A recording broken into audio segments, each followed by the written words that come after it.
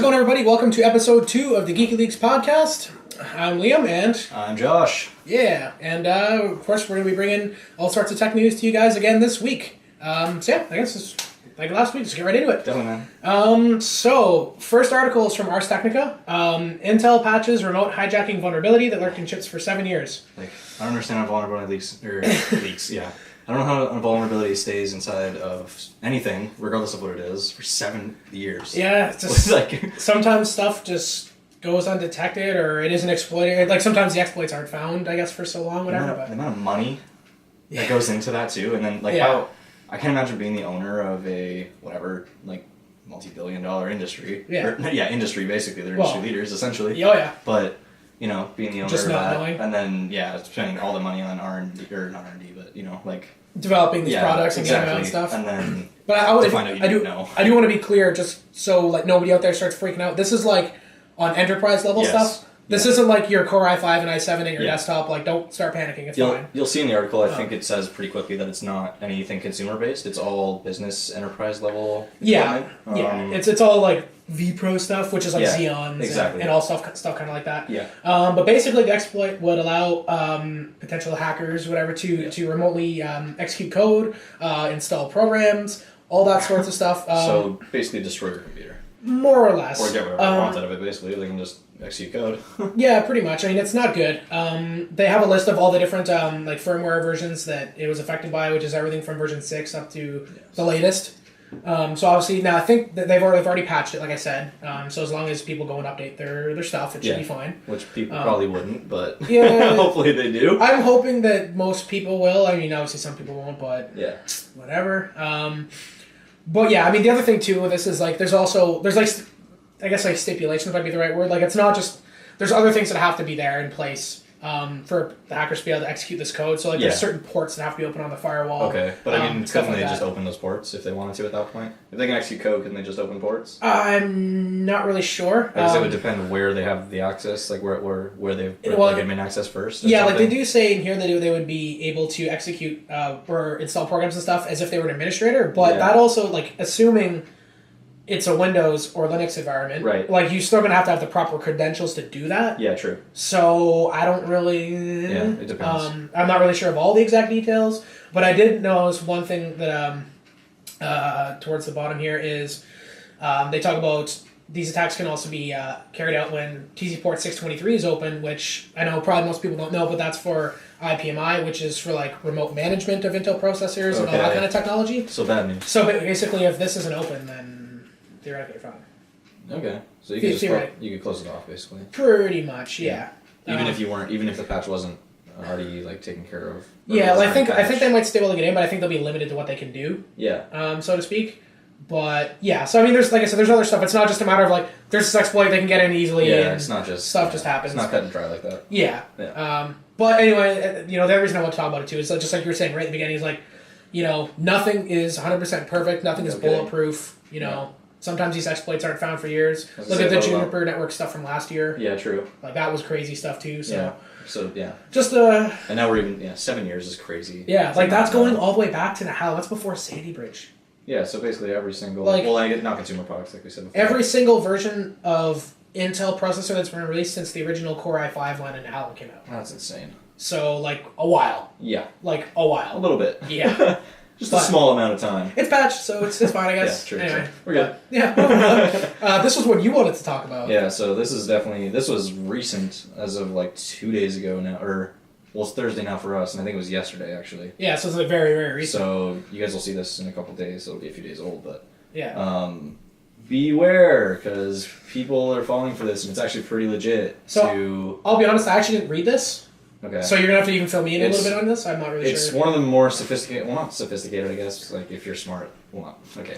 if you're Let me rephrase this. If you're tech savvy, it is pretty easy to avoid because you know it's there now. Yeah. Basically, you don't accept any invites from anybody who doesn't... don't accept invites for Google Docs documents from people you don't know. Yeah. Which I feel like is pretty self-explanatory. It's the same thing with how crypto wallet stuff gets in. People open up email attachments from emails. They're when did this show up? And then bad stuff happens. Don't open email attachments from random. If you weren't expecting it, then it's probably not for you. So basically, there's been a phishing scheme where you're getting an invite from, I think it's actually going, like if you allow it, it sends to all your Google contacts. Oh, jeez. So it may look like it's coming from one of your friends. Right. So if you just get a random Google Docs invite from somebody, don't accept it. Because it's most likely. So if I get a random one, even potentially from you, perhaps, like it may or may not be you. Yes, because I potentially could have clicked accepted from somebody else, and now it just sends to all my Google contacts, right? Jeez. So, it's pretty legit in that sense. It's just now that we know it's there, we're not just going to accept from random people, right? And now you guys know too. Exactly. So that's good. So, this is literally the title on TechCrunch is PSA. So literally, they want people to know public service announcement here. Yeah, exactly. So. Yeah, watch out. Don't accept random invites for Google Docs documents. Yeah. I remember reading that article, but I don't remember if they said they patched it or not. I'm just going to scroll down to the bit at the bottom here. I don't know if I've been hit. How do I fix it? Don't accept Google Docs invites. Okay, apparently they say they're working on it. Okay, so there's no fix right now. I didn't think there was, but... And that was from yesterday. So as of yesterday, they're working on it. So I'm assuming we can expect a patch soon. I think it kind of came out on Tuesday, so the 2nd. Yeah, and then on the 3rd, they're like, okay, this is a thing. I think it was late on the 2nd, in the evening or something, at least for our time zone. Yeah. Toronto, whatever that time zone is, I have no idea. But yeah. Eastern Standard Time. Yeah. ES2. Yeah, I think it was late on May 2nd, Eastern Standard Time. And then on May 3rd, obviously they they're like, hey, we're released a statement or whatever, yeah. So hopefully that'll be patched soon. Yeah. And until then, just keep your eyes peeled on any weird random. Do not accept Google Docs invites. Yeah. Well, this next one's kind of okay. Actually, I don't know if this is sad or funny. I think it's a little bit of both. It's mostly sad. This is absolutely ridiculous. It's mostly sad. I haven't seen something like this since I started doing computer stuff. Since I started building computers. Yeah. Anything like that, following any kind of hardware. I've never seen something like this. So in case any of you guys out there don't follow tech as much as we do, Intel released Kaby Lake, or Kaby Lake, however you want to pronounce it, in January. And when it came out, people were talking about how, especially the i7, the 7700K, kind of ran hotter than they expected, especially compared to the previous generations. Yep. And people have been kind of complaining about that for months, and Intel finally issued a statement. I won't read the whole thing; it's all in the article here. It's probably pretty long, but I will read the last paragraph here. This is what it said. So, we do not recommend running outside the processor specifications, such as by increasing the processor frequency or voltage specifications, or removing of the integrated heat spreader, sometimes called delidding. These actions will void the processor warranty. Now, I will say, we talked about this earlier. I can somewhat agree with them about delidding. Sure. You can damage your proc. It's not really advisable. Yeah, I mean, I get it if you want to go for the extreme, if you're going to go LN2 or some crazy overclocking, sure, I guess. But there's no real reason to delid it unless you're trying to do some extreme overclocking like that. Actually... Okay. Because Intel fucked up the TIM. Yes. But regardless. But as far as the warranty is concerned, sure, I can buy that. Now, the fact that they're going to tell you, though, that, hey, you have to buy the Z-Series chipset to overclock. Exactly. And you have to buy a K-Series SKU to overclock on your Z-Series chipset. But then when the chips run hot, Intel's like, oh, we'll just don't overclock. Yeah. Now, why would you do that? We all know when you overclock, you're going to get higher temps. That's obviously. Sure. Yeah. But, these things, they say in the article here, even with, maybe not a 240 or 280 rad, but even with half-decent air coolers, they're seeing spikes up to 90 degrees on some of these chips. Yeah. They're getting hot. So, both those are AMD hot. And then the solution from Intel is just not to overclock them? Yeah. And don't sell me, a K-series proc that I can't overclock. That makes no sense. I'm paying you extra money to get this functionality and you're not giving it to me. Yeah, or just there's no possible solution for that. There's no firmware update. We can some motherboards actually have a switch on them where you can run the processor at a slightly lower voltage. True. And run at the same clock speeds. So Intel's telling us what you can't issue a firmware update or something that will basically do the same thing to help lower temps. Yeah. I don't know. I don't know. I just feel that response is kind of again, you're paying the premium for a Z-Series board and a K-Series chip. It's just kind of a screw you. And then, which is the reason you buy those things is to overclock. Exactly. And then they're oh, well, don't do it. That makes it's sense. Really, guys? I don't know. This is disappointing. I don't know if they're using top-end cooling and still overheating, but... Yeah, I'd imagine if you had a 240 rad on it or something, it would probably be fine. But, don't... At that point, why is Intel giving the response of, don't do it, rather than just say, well, increase your cooling? Yeah, or exactly. You know? Or like, exactly. why are they not just saying increase your cooling? Yeah, exactly. Like, saying, hey, don't overclock. Yeah, like, hey, if you guys are going to overclock, you're going to want at least like a 120 cooler. rad or a 240 rad. Exactly. Some liquid cooling or a really high end, like, Noctua air cooler or something, sure. you know? Yeah. But yeah, rather than just be like, oh, don't overclock. No, because that's the reason you even created this product. Exactly. Is to overclock. That's the reason it exists. Like, why would I pay you more money then? Yeah. So I don't know. This was just today. I don't know. Obviously, people's responses haven't been super friendly, I'm imagining. Super stoked. There's a couple replies from people in here. But yeah, just disappointing. Honestly, disappointing. Yeah, no kidding. I'm sure if you went and looked at this, there's probably some massive hate behind it. Oh, you know, I'm sure if we went to Reddit right now, yeah, there's massive hate. There's torches and pitchforks on Reddit. Yeah, I probably. guarantee it. Yeah. That'd be so funny. So, but yeah. I don't know, just disappointing, man. Like I said, that's the reason they create these products, and the fact that they would turn around and say don't overclock is just ridiculous. Whatever. Yeah. Whatever. Anyway. Moving on. AMD's stock plummets. This is so weird. I don't understand. Like, plummets. Like, a lot. Look at this. Yeah, and they dropped by 25%, and how it was overnight. Yeah, literally overnight. Like, it's insane. So, like, a lot of... No, maybe not... Well, yeah, a lot of this is kind of a culmination of things. So, like, where their stock was going up to, and the reason it kept going up was built on kind of, like, hype for Ryzen. Sure. And it's not so much that Ryzen hasn't done well, because it is doing really good, but there's things to keep in mind, which is, one, there was a shortage of supply of motherboards, not CPUs when Ryzen first came out. So that was kind of hindering sales in that way. And two, Ryzen's only been out for 1 month of this quarter. Yeah, true. So that makes sense why it would So there's also that. Yeah. So because they predicted, you know, the quarter to do whatever, but Ryzen's only went out for 1 month. Yeah. So there's also that. Yeah. Also, people are probably holding off from buying GPUs because, I mean, the 500 series just came out, and yes, they're better, but there's a lot of people waiting for Vega. Like, a lot of people are waiting for Vega. And especially people that have, like, the, you know, like the 290Xs from several years ago and stuff. And they've already been holding out for a while, so... Yeah, so they're probably just continuing to hold out. Yeah. So there's a lot of kind of different factors that are at play here. Yeah. But yeah, it's just huge. Such a huge drop for one day, you know? Like, the last time they had anything that was quite... Yeah, so you can see their stock growing. And then they dropped... Yeah. They had a few drops, but they're still not as big as this one. Yeah, no, like, this is huge. And this one's the fastest, too. This is the biggest drop they've had, I think the article said, since January of 2005. That's crazy. Something so more than 10 years. Yeah. Yeah, January 11, 2005. Yeah. Yeah. Where they experienced even more, 26%. Yeah. I mean, they're also used to this at that point because they've been through it before, so they should be fine. Yep. But still, that's crazy. Yeah, and the other thing to keep in mind, too, the article briefly mentions it at the end. Yeah. But, so Ryzen is out, that's awesome, but we're still also waiting for the replacement for the old Bulldozer Optrons. Yep. We don't have, it's called Naples or Napples, however you want to pronounce it, but that server platform isn't out yet, too, so there are also people holding off for that. True. So that should bring it kind of back up. Yeah, I was going to say, like, I would expect that, and I'm not a market analyst per se, but I would expect to see this kind of climb back up as we get further into the year. But, like, just... It's not going to stay that low. No, but just, damn, though, like, for one night... Phew. Their investors are probably screaming their heads up. Hey, I was also reading comments from other people, too, because AMD stock, I don't even remember, AMD stock used to be, like, around $1.50. So some people are like, I bought it when it was $2, I don't care. Yeah, so... like, I'm still up, like, fivefold. Yeah, fair enough. But, can't argue with that. Yeah, so, I mean, hey, if...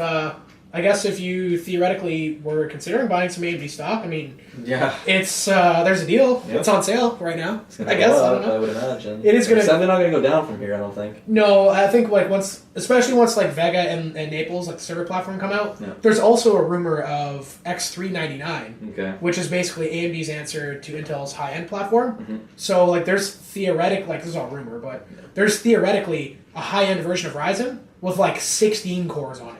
In the works, which would be like, holy crap. Yeah. So next level. If that comes out too, then you might even see more people moving over to that platform as well. True.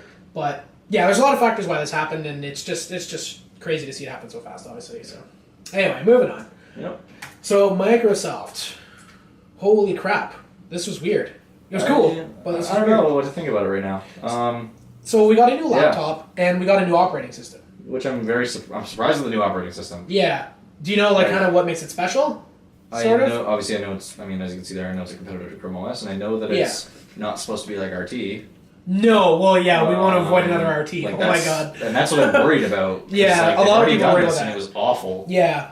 So, like, you know, it better not be that. Yeah, no, well, the thing is they want to try to make Windows 10 S low cost, and that's why they want to compete with Chromebooks, because they want to get into like it says in the article, like education market, like schools, all sorts of different learning facilities, anywhere that needs a lot of low-cost laptops. Sure. But the catch with Windows 10s is it's a really lightweight version of Windows 10, so that's awesome if you're running a low-power laptop. Cool. But all of your software, everything you buy, has to come from the Windows Store. Okay. So, yeah. So they're forcing educational facilities to buy from them, basically. So they're trying to swindle the money. Yes. Okay, Microsoft, I see where you're coming from, but... Yeah.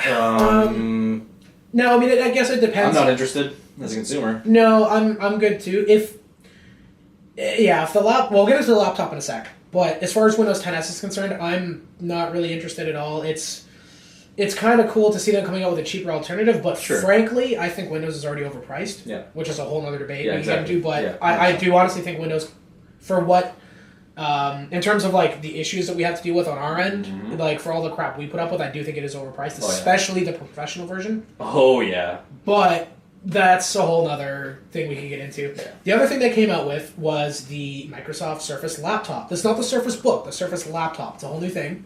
And admittedly, the specs on it are actually not too bad. The specs are listed here, but it's got weird resolution screen. It's a 3:2 aspect ratio, just like the rest of the Surface products. But it falls somewhere in between like 1440 and kind of 1080. It's it's closer to 1440, but it's a 3:2, so it's like a Retina display type deal. Yeah, exactly. Yeah. But you got 512 gigs of solid state storage. Sweet. An actual, not one of the little Core M processors. You get an actual i5 or i7 Kaby Lake. Good. Yep. It's still going to be a dual core, but whatever. It's still at least going to have clock speed to back it up, and up to 16 gigs of RAM.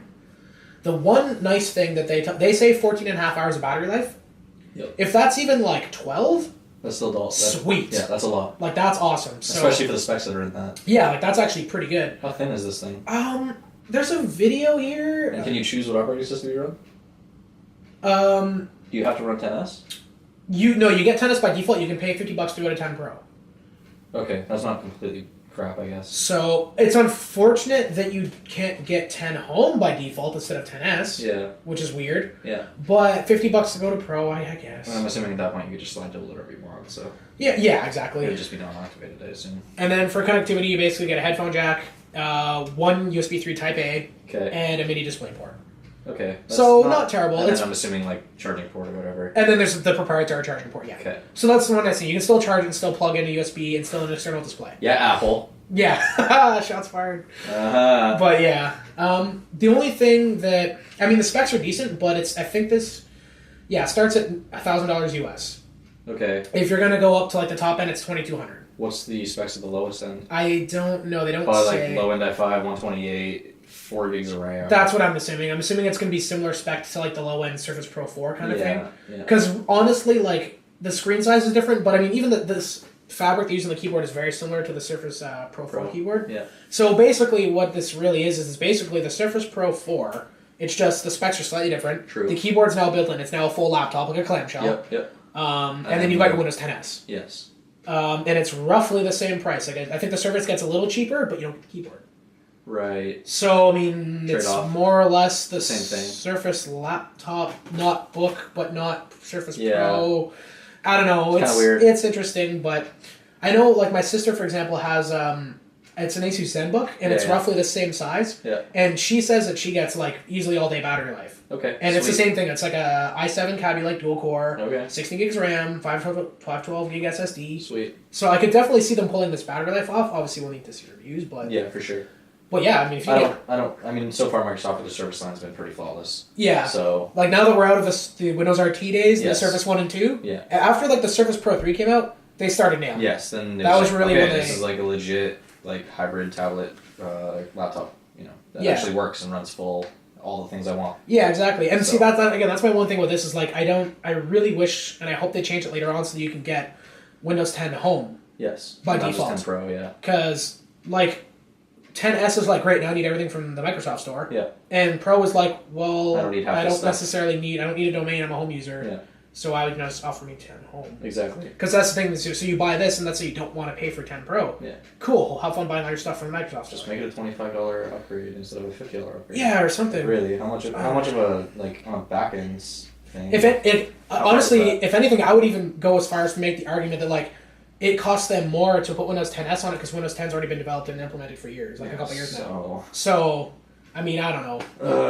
The laptop itself is alright. I don't know about Windows 10s, that's a whole other thing, but the laptop is okay. I do wish it had one more USB port, maybe, which would be nice, but beggars can't be choosers. Yeah, for sure. But, yeah. Alright, cool. Up next, we got some game stuff. Yes. Witcher 3 new mod. This is cool, I don't know. Like, this is interesting. I'd like to see how it just changes the gameplay, because, like, I feel like it would help a lot, but I feel like it'd make it slower. Yeah, I don't know. Yeah, because a lot of Witcher 3 is like, you're going to dodge. Yeah. And you're going to dodge, away. like, how much damage does this mitigate, you know what I mean? Yeah. If you guys haven't played Witcher 3, you need to go play Witcher 3 right now. Yes. Like, literally stop watching this video. Yeah. Go get Witcher 3. I would never say other than this specific time right now. Yeah. But yeah, Witcher 3 is a hell of a lot of fun. Go play Witcher 3. But yeah, this adds in, so you can use shields now. There's over 40 shields, new armors, new hoods, a couple new cloaks and capes. Yeah, it's a mod. Now, I'll play like a quick little clip from this video down here. They show... There we go. So you can... It kind of might be hard to see, but Geralt's got his armor on, but he's actually using a shield and he's actually blocking hits. Nice, you can block arrows too. Interesting. Yeah, so it definitely is going to change the dynamic of combat a lot. I now want to go play Witcher 3 again. Yeah. Yeah, it's definitely interesting to see how that'll play out. Damn it, now I'm down with Witcher tonight. Yeah. But yeah, so if you guys haven't played Witcher 3, check it out. If you have played Witcher 3 and you like it, definitely check out this mod. Like, I think it's going to really change the combat. So go back and do another gameplay or another playthrough because now I'm probably going to. Yeah, and I said, like there's shields from every faction, like Toussaint, Skellige, like everywhere, you know. So Northern Realms, I'm assuming, and Gaffin, black ones, Nilfgaard, and probably Nilfgaard shields as well. Yeah, jeez. You know, that was black ones. Well, that's what they call them. The black ones. Yeah, it's just funny. I just can't remember their name. But yeah, there's going to be Nilfgaard shields and stuff, I'm assuming, as well, and there's new armors and other stuff as well. So sweet. That is pretty cool. As a quick side note, before we get into the last topic, there was another thing, The Forest. I don't have this as an article, but The Forest. Yeah. I don't know if you guys have checked that game out or not, but it's a really cool. It's an indie game, yeah. Still in development, but they released a new patch this week. Okay. And I don't know what the weapon is, but they released a brand new weapon. Okay. They said it's really powerful and it's hidden in a cave somewhere. Okay, interesting. And they also have the ability now for you to set up your own dedicated Forest server at home. Oh, okay. So you can set your own LAN server. Yeah. Sweet. Yeah, it takes some finagling. They have a how-to to do it. Okay, cool. But it's an option now. The fact that they would release a how-to on how to do LAN, awesome. Yeah. Like, that's super cool. All right, and our last article for today, Sony PS5 rumored for launch in second half of 2018. I almost said 2016. I almost said 2016 there. I feel weird about this one because I feel like it was such a build-up to the PS4 that now this build-up doesn't feel that big. Like, from PS3 to PS4 and Xbox 360 to Xbox One, it's just like, it feels so monumental. I don't know, I don't feel like it took that much longer, though. Well, I think the weird thing, too, with Sony is, like, we had the PS4 2013. Yeah. We just, at the end of, 2016, we had the PS4 Pro. Yeah, so maybe that's why I'm not thinking it's as long and it doesn't feel as significant. Yeah, because, the PS4 Pro was supposed to be that, mid-cycle kind of refresh thing. Yeah. But then they also did the PS4 Slim. Yeah, so... and then Xbox had the Xbox One S, which is literally the Xbox One with a couple more megahertz, and then they integrated the power brick. Exactly. Now we are expecting Scorpio at the end of this year. So that's another thing. It's just so I mean at this point it's okay. Well, I almost wonder if Scorpio is if this is true and if that's going to be a thing. Is Scorpio going to be competing with the PS5? Yeah. Or is it still competing with the PS4 Pro? Because that kind of creates one of two problems. Either Sony's cannibalizing their own market because they just came out with the PS4 Pro not even 2 years ago. Yep. And then the problem for Microsoft is so are they gonna have to then whip up another console to compete with PS5? Exactly, because they'll be behind essentially. But we already know that the Scorpio is going to be 50% more powerful than PS4 Pro, which is a lot. So because PS4 Pro is 4 or something teraflops, and Scorpio is going to be 6.1.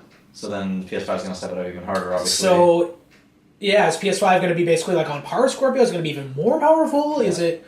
it's weird. I don't know how to feel about this. They're just trying to trade blows at this point. Because they're just trying to have the best thing on the market, you know? Yeah, no, for sure. And then which is obviously, you want to have the best thing on the market. But, at the same time, I feel like they should sort of get the best thing out they could possibly get out and then focus on their online experience. Because, for me, if I'm going to buy a console, I'm buying it so I can play with you or I can play with, whoever else is playing the same game I'm playing. Yeah. Because, the online experience is different than on, a PC where like it's Steam. It's like you log on, you see that like you have a notification that this person came on, and then it's like you have that headset on because you're connected to your controller, and like it's more of a like integrated experience, I find.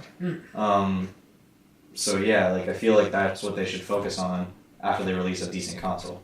Obviously, if like your competitor comes out with something really good right after, you want to start doing development to release something better eventually. Yeah. But I feel like they're trying to release stuff too fast now, and they're like trying to have the Pro, the Plus, the PS5. Wii's doing it, or Nintendo's doing it, PlayStation's doing it, Xbox is doing it now. And I think the other issue this is going to present potentially too is like even now, like this is the first time we've ever seen a PlayStation or any console where it's like you have PlayStation 1, 2, 3, and 4, and every time a new generation comes out, it's like, all right, if you're lucky, you'll get backwards compatibility, which lately hasn't really been a thing. Yeah. But so what now? Now we're gonna have PS4 and PS4 Pro, which are already developing two basically not separate games, but two different versions of a game to work on. Exactly.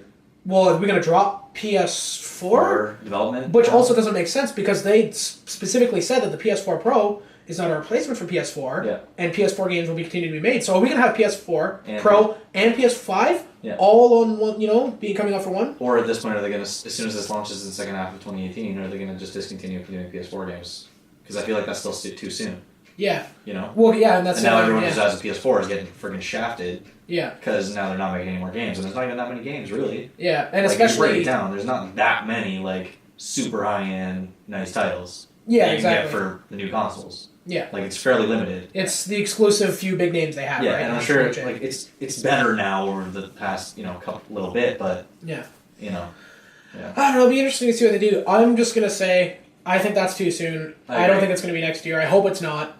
Because the last thing I'll say on this is that if they cut out PS4, then they're shafting their customers even harder, because they did come out and say the PS4 Pro is not a replacement. Yeah. And if they cut out PS4, then they're saying it is. Exactly. So anyway, I don't know. But I think that's everything we got for today. Yep. Thanks you guys for watching. Hope you enjoyed it. If you liked it, like the video. Comment, subscribe. I almost said surprise. Yeah. I'd be surprised if you do subscribe to our channel. Yeah. and share the video with your friends if you think anybody else might like it. Spread it around, man. It's all about enlightening people with technological knowledge and stuff. Come back next week, Saturday at 9 a.m. Yeah. Every week. Yeah. Every week. Saturday. Anyway, thanks for watching, guys. We'll see you in the next one.